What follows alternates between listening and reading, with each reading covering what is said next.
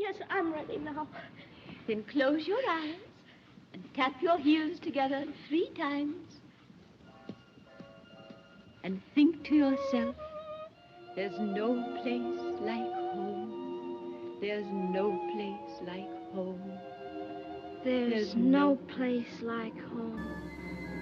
There's no place like home.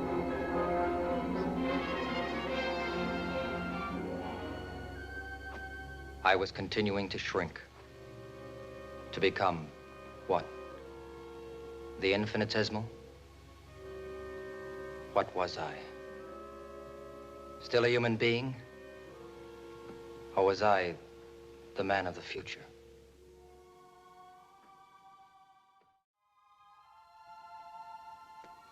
If there were other bursts of radiation, other clouds drifting across seas and continents, would other beings follow me into this vast new world?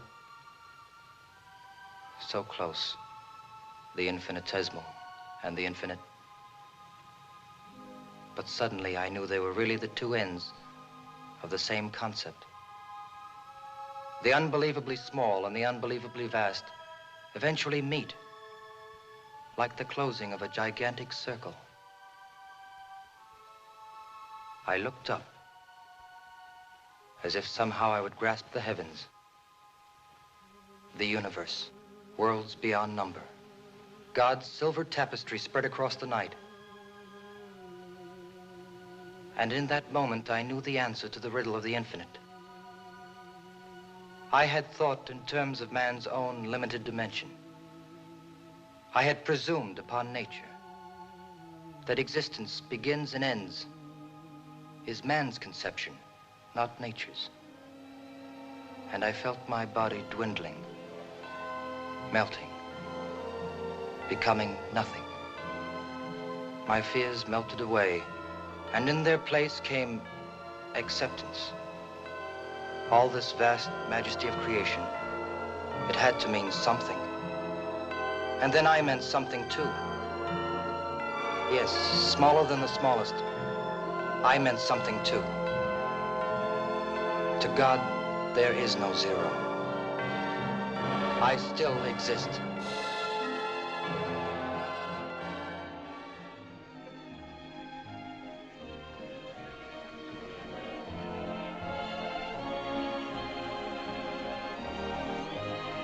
This is the young man of whom I write.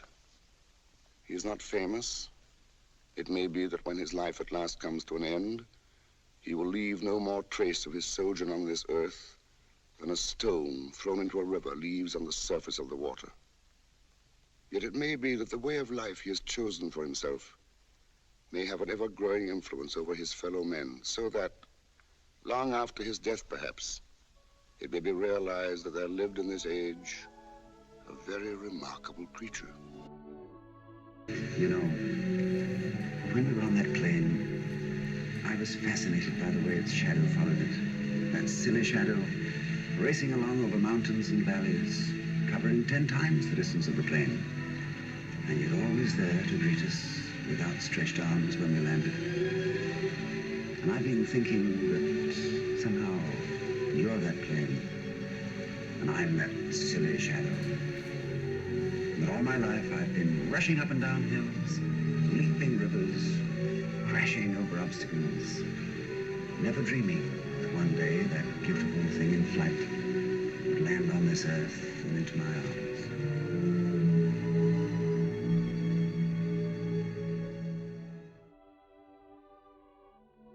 My son, I am placing in your hands the future and destiny of Shangri-La, for I am going to die.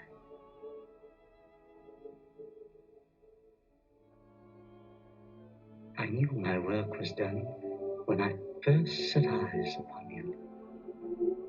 I've waited for you, my son, for a long time. I've sat in this room and seen the faces of newcomers.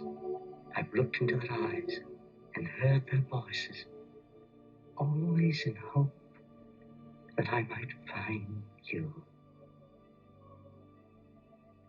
My friend, it is not an arduous task that I bequeath, for our order knows only silken bonds. To be gentle and patient, to care for the riches of the mind, to preside in wisdom while the storm rages without. Do you think this will come in my time?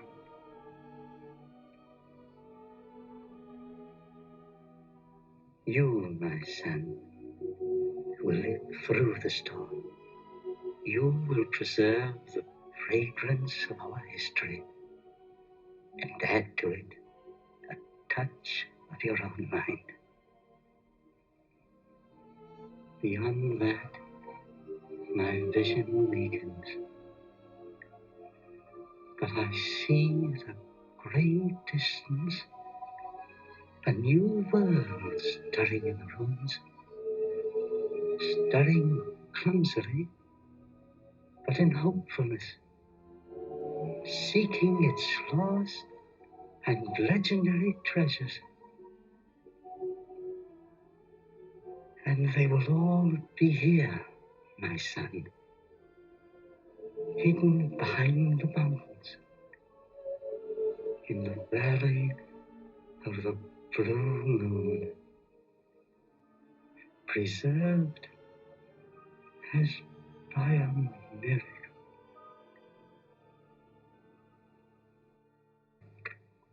Yes, I believe it.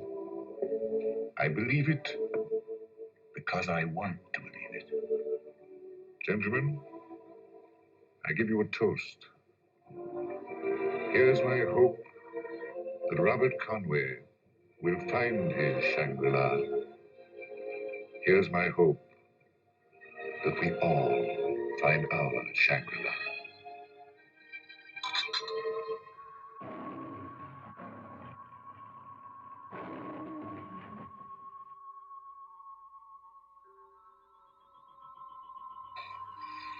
The Krell had completed the project. Big machine. No instrumentalities. True creation. Come on, Doc. Let's have it. But the Krell forgot one thing. Yes, what? Monsters, John. Monsters from the id. The id. Monsters from the id, huh? Monsters from the subconscious.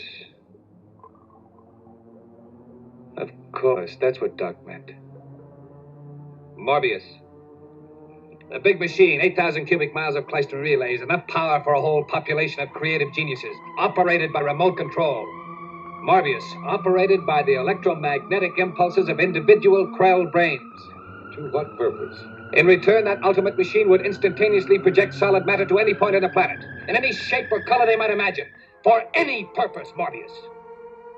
Creation by mere thought.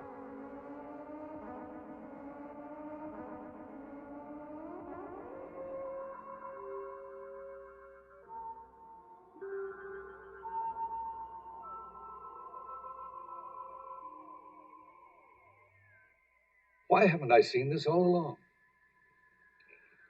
But like you, the Krell forgot one deadly danger. Their own subconscious hate and lust for destruction. The beast. The mindless primitive. Even the Krell must have evolved from that beginning. And so those mindless beasts of the subconscious had access to a machine that could never be shut down. The secret devil of every soul on the planet, all set free at once to loot and maim. And take revenge, Morbius, and kill. My poor Krell.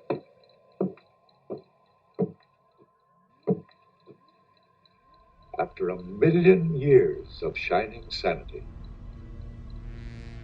they could hardly have understood what power was destroying them.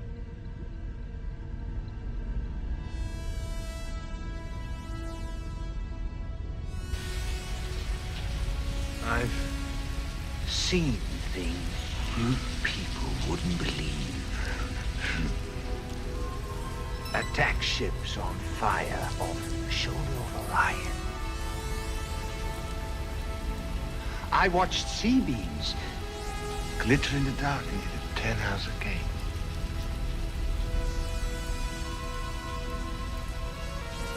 All those moments will be lost in time. Like tears in rain. Time to die.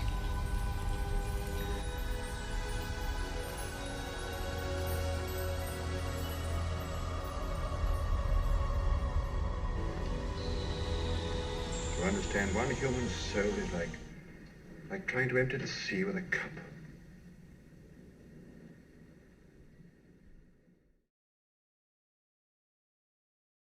The measure of love is what one is willing to give up for it. Who said that?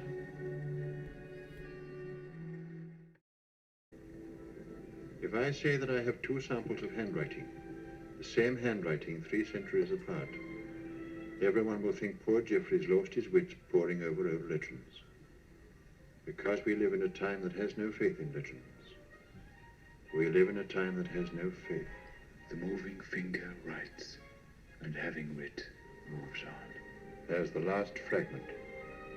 It's finished.